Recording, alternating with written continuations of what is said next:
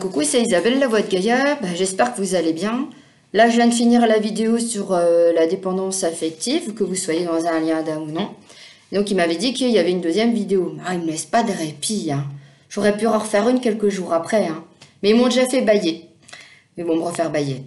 Donc, je voulais vous remercier pour vos likes, vos commentaires, vos abonnements. N'hésitez pas à liker et aussi à mettre un commentaire si ça résonne en vous. Et aussi, je pensais, n'oubliez pas la petite cloche quand vous vous abonnez, comme ça vous avez toutes les infos. Pardon, je vais me répéter du coup parce que peut-être que des personnes ne vont pas voir les deux vidéos. Alors, je serai au Salon du Bien-être, c'est le Frétis, c'est dans le 08. Donc, c'est pas loin de l'Aisne, voilà. Et donc, il y aura plein de personnes qui seront là. Il y a des randonnées, il y aura des activités, il y aura plein de choses. Donc, si vous n'êtes pas loin et vous souhaitez me rencontrer en chair et en os, ding ding, non, je rigole. Voilà, je serai là-bas. Voilà. Et puis, bienvenue aux nouvelles personnes qui regardent mes vidéos. Et puis, aux personnes qui viennent de s'abonner. Alors, ce que j'ai vu... Alors, attendez, je vais refaire bailler, parce que, comme je dis, à chaque fois, il faut le coup. Donc là, je vois une mémoire, et je vais vous expliquer de quoi il en retourne. Donc là, je suis en Écosse, autour des Highlanders. Je rigole parce que je vois les gars. Non, mais vous allez rire. En fait, le kilt et tout, on se croirait dans Outlander. Et puis les bottes et tout, vraiment, le tartan, enfin, un truc de malade, quoi. Et en fait, c'est deux clans qui se font la guerre, c'est ça. Et c'est vraiment...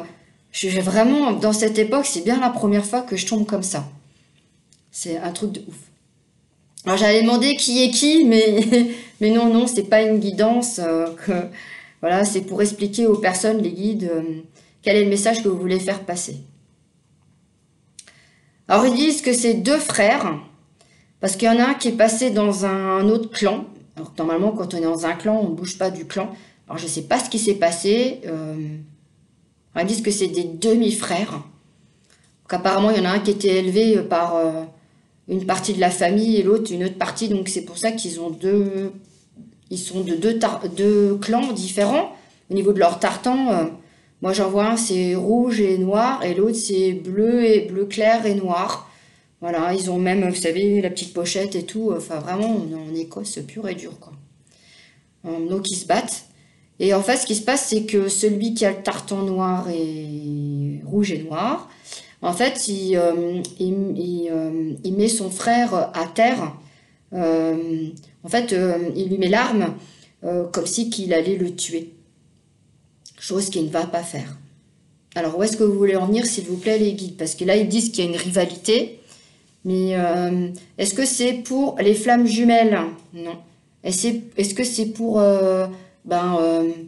toute personne, le collectif, ok. Alors, il me parle d'ego. Bon, c'est bien ce que je pensais. Il y a l'ego, il y a la colère, il y a la rancœur. Oh, ça me parle. Décidément. Donc, en fait, ils arrêtent de se battre. Et ce qui fait, c'est que celui avec le tartan rouge et noir, en fait, il veut faire un traité de paix. Oh, j'ai toujours un truc dans l'œil.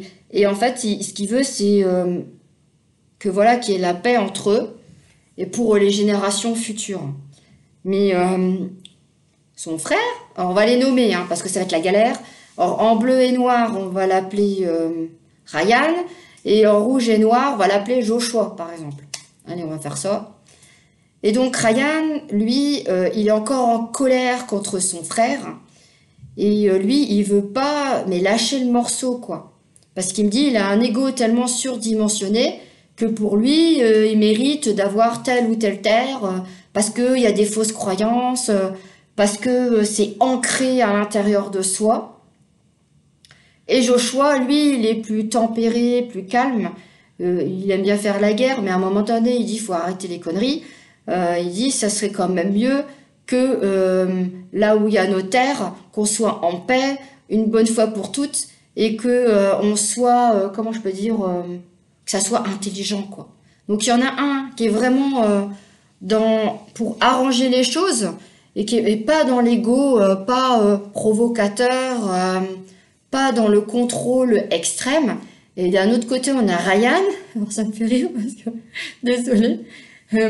Lui, il a un ego surdimensionné. Et j'en connais un qui avait un ego surdimensionné et très contrôlant et très dans les fausses croyances. Qu'apparemment, ça reflète bien la personne que je connais. Et s'il regarde la vidéo, il se reconnaîtra. Voilà, donc en fait, sans faire exprès, j'ai choisi les bonnes personnes. Voilà. Il va se dire, la pauvre, non, je rigole.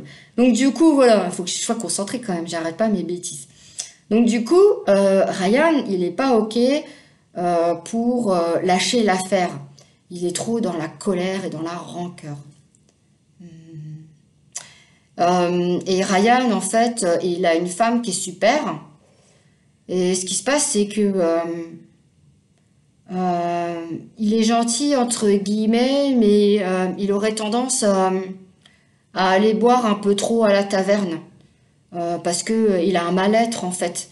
Il est pas alcoolique, mais bon, la chopine, c'est un peu son ami, quoi. Et ça, les addictions...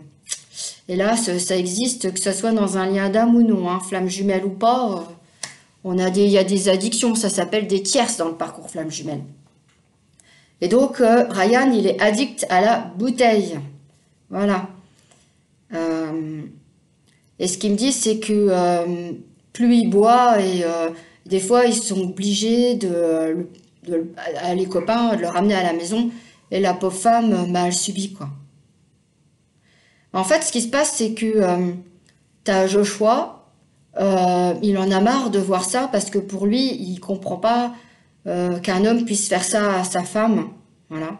Alors, je pense qu'il y a peut-être des personnes qui vont se reconnaître par rapport à ça. Alors, je sais pas quel est le titre de la vidéo. Je pense que c'est pour l'ego et tout ça. Mais en fait, ce qu'il fait, c'est que il apprend par des amis que Ryan se comporte mal.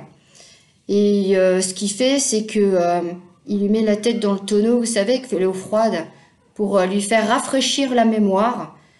Et c'est limite qu'il lui met pas des claques dans la figure, parce que là, il en a vraiment marre de son comportement, parce qu'il estime qu'il faut qu'il arrête de penser à toutes ces fausses croyances et de se croire supérieur aux autres, quoi. Voilà.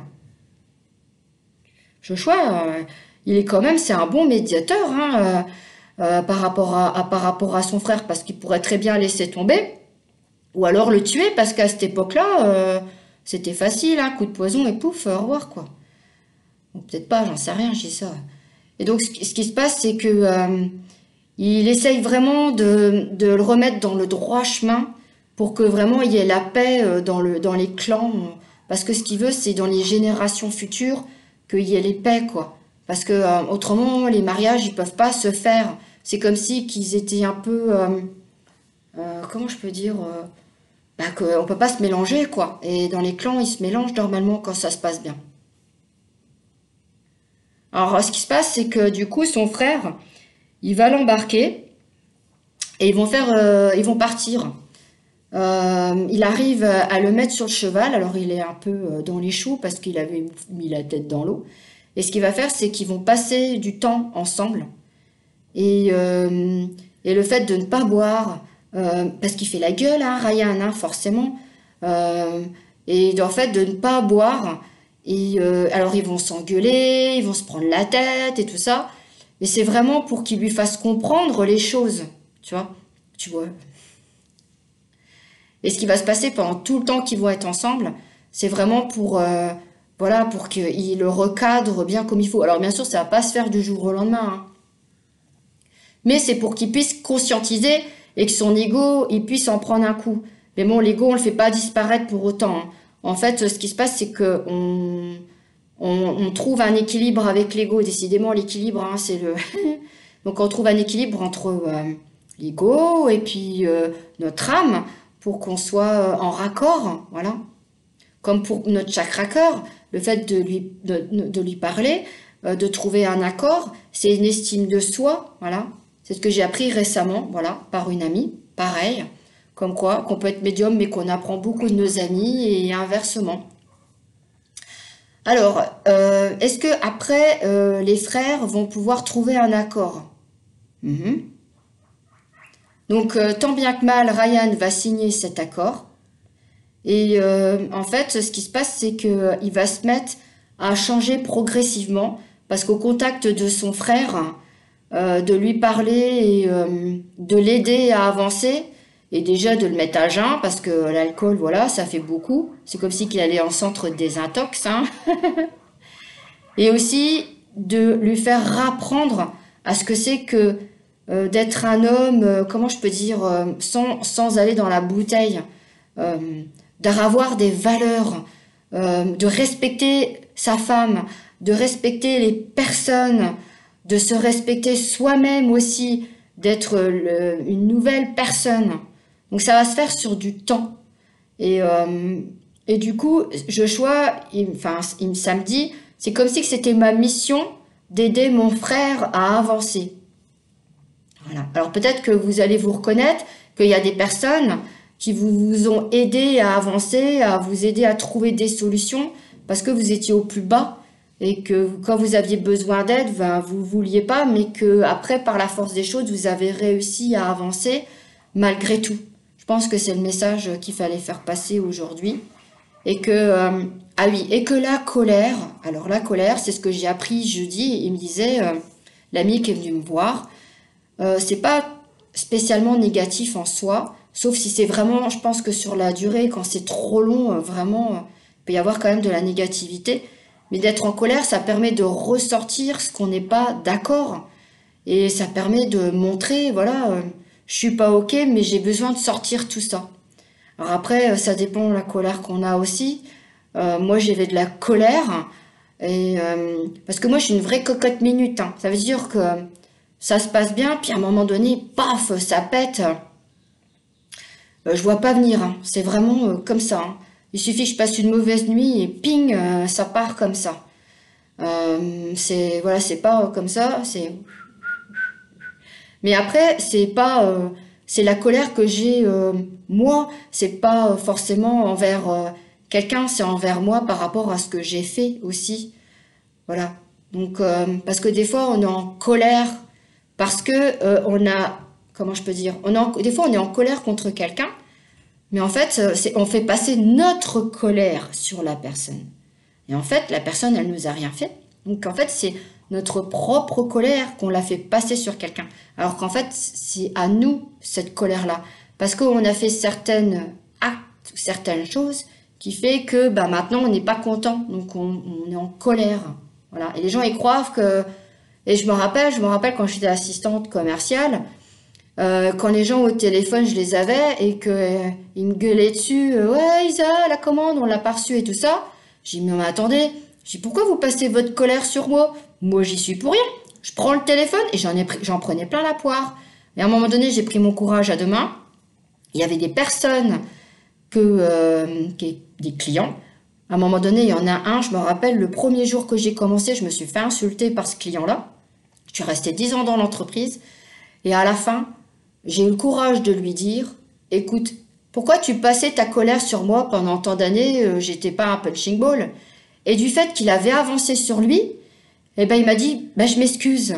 Ben, il me dit oui, j'avais pas à faire passer ma colère sur toi parce que j'avais rien fait. Voilà, j'étais là, je prenais le téléphone. Et après, ce que j'ai fait à d'autres clients, je leur ai claqué dans la figure, je leur ai dit non mais attendez, j'ai pas à en prendre plein la poire pour pas un rond.